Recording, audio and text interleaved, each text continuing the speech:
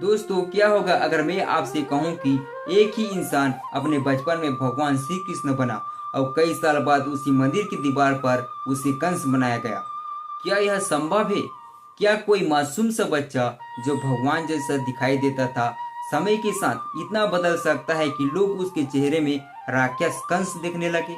और सबसे बड़ा सवाल, क्या भगवान किसी को कंस बनाते हैं या इंसान अपने कर्म से खुद कंस बन जाता है?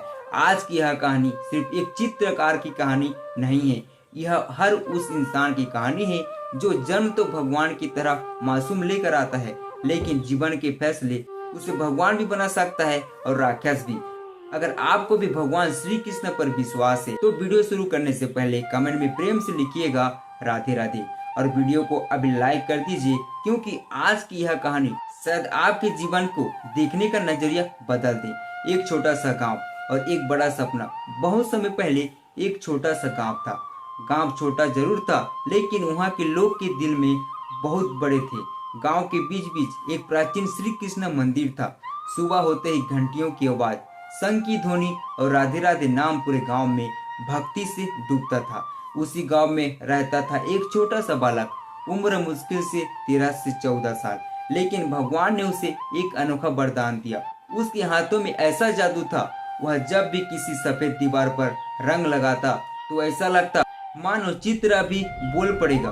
पूरे गांव उसकी चित्रकार का दीवाना था, लेकिन उस बालक के मन में कभी घमंड नहीं आया।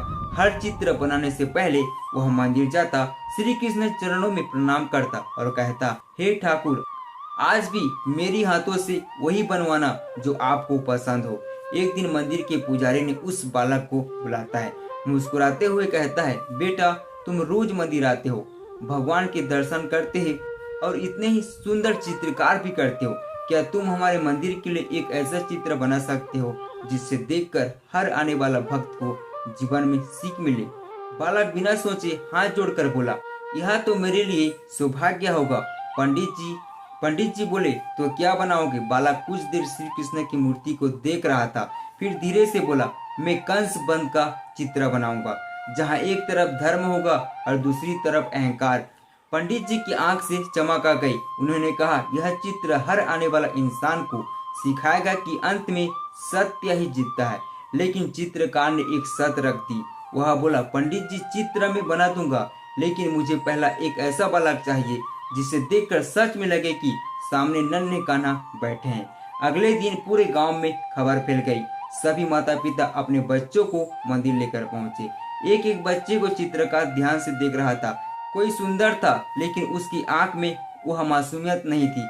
कोई हंसमुख था, लेकिन चेहरे पर वह दिव्यता नहीं थी। तभी भीड़ के पीछे एक गरीब परिवार का छोटा सा बालक धीरे धीरे चलता हुआ आया।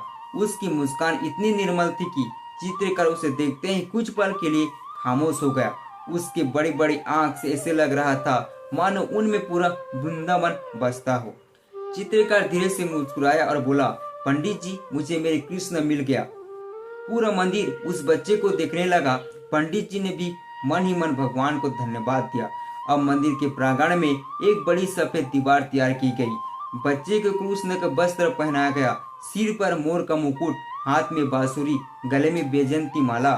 जब वह उस आसन पर बैठा तो कुछ क्षण के लिए लोग भूल गए कि यह कोई बच्चा है। ऐसा लग रहा था मानो स्वयं नंदलाल मंदिर में विराजमान हो गए हैं। चित्रकार ने अपनी तालुका उठाई, आंख को बंद की और मन ही मन बोला, हे ठाकुर, आज चित्र मैं नहीं बनाऊंगा, आज आप मेरे हाथों से स्वयं का चित्र करिए। और फिर रंगों का जादू शुरू हुआ।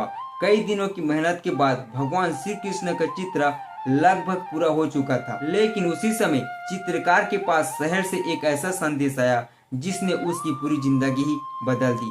उसे नहीं पता था कि आज वह गांव छोड़कर जा रहा है और जब बरसों बाद लौटेगा तो उसी चित्र में कृष्ण नहीं, कंस की तलाश करनी होगा।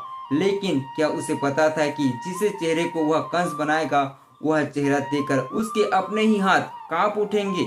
जिस दिन चित्रकार को शहर से बुलावा आया, उसे बिल्कुल भी अंदाजा नहीं था कि यह यात्रा उसकी पूरी जिंदगी को बदल देगी।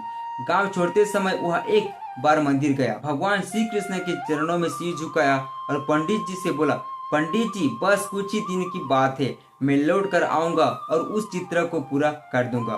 पंडित जी मुस्कुराते हुए, लेकिन शायद समय कुछ और ही लिख चुका था। समय बदल गया, कुछ दिन कुछ महीनों में बदल गया और महीनों सालों में। चित्रकार की कला अब पूरे शहर में प्रसिद्ध हो चुकी थी। लोग दूर दूर से उससे अपनी तस्वीर बनवाने आते थे। धीरे धीरे उसका नाम पूरे देश में फैल गया, फिर विदेशों तक, अखबारों में, टीवी पर, हर जगह उसी का चर्चा होने लगी। लेकिन इतनी सफलता मिलने के बाद भी उसके मन में अपने गांव, अपने मंदिर और उससे अधूरे पेंटिंग की याद हमेशा जीवित रही। सालों बाद एक दिन उसने सोचा अब वापस चलना चाहिए। वह अपने गांव पहुंचा, लेकिन गांव पहले जैसा नहीं था। कच्ची गलियां अब पक्की सड़कें बन चुकी थी। छोटे छोटे घर अब बड़े बड़े मकानों में बदल चुके थे। अब बचपन का दोस्त बूढ़े दिखाई दे रहे थे, लेकिन एक चीज आज भी ऐसा ही था। गांव का वह प्राचीन मंदिर। चित्रकार सीधा मंदिर पहुंचा। जैसे ही उसने मंदिर की घंटियां सुनी, उसकी आंख नम हो गई। अब पंडित जी काफी बूढ़े हो चुके थे, उनके बाल पूरी तरह सफेद हो गए थे। चित्रकार धीरे से उनके चरणों में झुक गए। पंडित जी ने पूछा, बेटा कौन हो? चित्रकार मुस्कुराया, पहचाना नहीं? कुछ देर बाद पंडित जी की आंख चमक उठी, और तू वही चित्रकार है? दोनों की आंख भर आई। कुछ देर बात करने के बाद पंडित जी बोला, चलो मैं तुम्हें एक चीज दिखाता हूँ। वह उसी मंदिर की उसी दीवार के पास ले गए। चित्रकार दीवार को देखते हुए जड़ हो गया। भगवान श्री कृष्ण का चित्र आज भी वैसा ही चमक रहा था। सालों बीत गया, लेकिन कृष्ण की मुस्कान आज भी उतनी ही दिव्य थी। चित्रकार कुछ पल चुपचाप उसे देख रहा था, फिर उसकी आंख से एक आंसू गिर पड़ा। वह बोला, मैं अपना बचपन भूल गया। पंडित जी ने उसके कंधे पर हाथ रखा और बोला, नहीं बेटा, हमने भी तुम्हारे इंतजार कभी नहीं छोड़ा। चित्रकार बोला, पंडित जी अगर आप कहें तो मैं आज ही इस चित्र को पूरा कर देता हूँ। पंडित जी खुश हो गए, लेकिन चित्रकार अचानक रुक गया। बोला, एक समस्या है। उस समय मुझे कृष्ण मिल गए थे, लेकिन अब मुझे कंस चाहिए। अगले दिन घोषणा हुई। गांव के सभी लोग मंदिर पहुंच गए। चित्रकार हर चेहरे को ध्यान से देख रहा था। किसी में क्रोध नहीं था, किसी में अहंकार नहीं था, किसी की आंख में वह कठोरता नहीं था जो कंस के चेहरे पर होना चाहिए था। कई घंटे बीत गए, लेकिन उसे एक भी चेहरा पसंद नहीं आया। चित्रकार निराश हो गए और बोला, पंडित जी हमारे गांव में कोई कंस नहीं है। पंडित जी कुछ देर सोचते रहे, फिर बोले, मेरा एक मित्र है, जिले की जेल में जेलर है। चलो शायद वहाँ कोई ऐसा चेहरा मिल जाए जिसे देखकर लोग कंस का एहसास हो। चित्रकार मान गया। दोनों अगली सुबह जेल की ओर निकल पड़े। जेल का बड़ा सा लोहा का दरवाजा धीरे धीरे खुला। अंदर चारों तरफ सन्नाटा था। लोहे की सलाखें, कैदियों के उदास आंखें और एक अजीब सा डर। जेलर चित्रकार को स्वागत करता है, फिर कहता है, आज जिस कैदी को चाहो उसे मॉडल बना लो।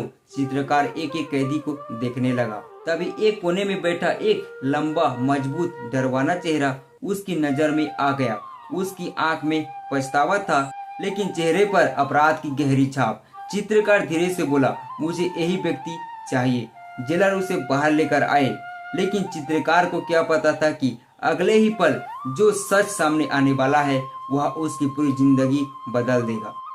जैसे ही चित्रकार ने उसे कैदी को चेहरे को ध्यान से देखा, उसे लगा मानो उसे चेहरा का वह पहले भी कहीं देख चुका है, लेकिन कहाँ उसे याद नहीं आ रहा था। उधर कैदी लगातार चित्रकार को देख रहा था और अचानक उसकी आंख से आंसू बहने लगा। आखिर वह कैदी क्यों रोने लगा? क्या दोनों का कोई पुराना रिश्ता था, या इसके कहानी का सबसे बड़ा रहस्य है? जेल से उस कैदी को मंदिर लाया गया। पूरा गांव एक बार फिर मंदिर के प्रांगण में इकट्ठा हुए। लोग हैरान थे कि आखिर मंदिर में एक ऐसा कैदी क्यों लाया गया है, लेकिन किसी को नहीं पता था कि आज वह अपनी जिंदगी का सबसे बड़ा सच सुनने वाला है। चित्रकार ने उस कैदी को कंस के आसन पर बैठाया। उसके हाथ बंधे नहीं थे, क्योंकि अब वह एक अपराध नहीं बल्कि एक चित्र का पात्र था। चित्रकार अपने रंगों निकालते हुए तुलिका हाथ में लेता है, लेकिन आज पहली बार उसके हाथ कांप रहे थे। उसे बार बार ऐसा लग रहा था कि उसने यह चेहरा कहीं देखा है, लेकिन कहाँ उसे याद नहीं आ रहा था। फिर भी उसने चित्र बनाना शुरू कर दिया। धीरे धीरे कंस का चेहरा दीवार पर उभरने लगा। लोग तालियां बजाने लगे। हर कोई चित्र की प्रशंसा कर रहा था, लेकिन जिस व्यक्ति को कंस बनाया गया था वह लगातार रोए जा रहा था। उसकी आंख से आंसू रुक ही नहीं रहे थे। चित्रकार उसके पास गया, उसके कंधे पर हाथ रखा और मुस्कुराते हुए बोला, तुम रो क्यों रहे हो? आज तुम्हारे चेहरे मंदिर की दीवार पर अमर हो गए हो। तुम्हें खुश होना चाहिए। लेकिन कैदी और जोर से रोने लगा। चित्रकार ने पूछा, क्या बात है? कैदी कांपते हुए आवाज में बोला, मैं इसलिए नहीं रो रहा कि मुझे कंस बनाया गया है। मैं इसलिए रो रहा हूँ क्योंकि इस चित्र में जो कृष्ण बना है वो भी मैं ही हूँ। अब पूरा मंदिर एकदम शांत हो गया। चित्रकार के हाथ से ब्रश गिर गया। उसे लगा जैसे समय वहीं रुक गया हो। कैदी रोते हुए बोला, हाँ, सालों पहले जब छोटा था आपने ही मुझे कृष्ण बनाने के लिए चुना था। आज उसी मंदिर में आपने मुझे कंस बना दिया। यह सुनते ही चित्रकार की आंख से आंसू बहने लगा। पूरा गांव सम्म रह गया। किसी के मुंह से एक शब्द भी नहीं निकल रहा था। चित्रकार ने धीरे से पूछा, लेकिन ऐसा कैसा हुआ? कैदी नीचे देखते हुए बोला, शुरुआत बहुत छोटी थी। पहले मैंने झूठ बोलना शुरू किया, फिर बुरी संगतें मिल गई, फिर लालच बढ़ गया, फिर छोटी चोरी बड़ी चोरी में बदल गई और एक दिन में अपराधी बन गया। उसने रोते हुए कहा, भगवान ने मुझे कृष्ण जैसे बनाया था, लेकिन मैंने अपने कर्म से खुद को कंस बना दिया। उसकी बात सुनकर मंदिर में खड़े हर व्यक्ति की आंख नम हो गई। चित्रकार कुछ पल तक उसे देखता ही रहा।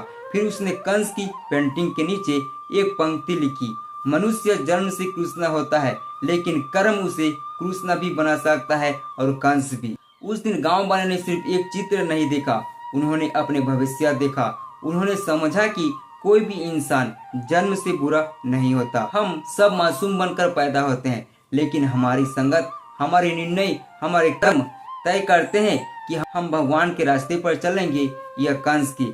इसलिए गीता में भगवान श्री कृष्ण कहते हैं, मनुष्य स्वयं अपना मित्र भी है और स्वयं अपना शत्रु भी। आज अगर हम झूठ, क्रोध, अहंकार, ईर्ष्या और लालच को अपने जीवन से दूर रखें तो हमारे भीतर का कृष्ण हमेशा जीवित रहेगा। लेकिन अगर हमने अपना कर्म पर ध्यान नहीं दिया तो धीरे धीरे हमारे भीतर का कंस जन्म लेगा। अगर इस कहानी ने आपके दिल को छुआ हो तो कमेंट में राधे राधे जरूर लिखिएगा।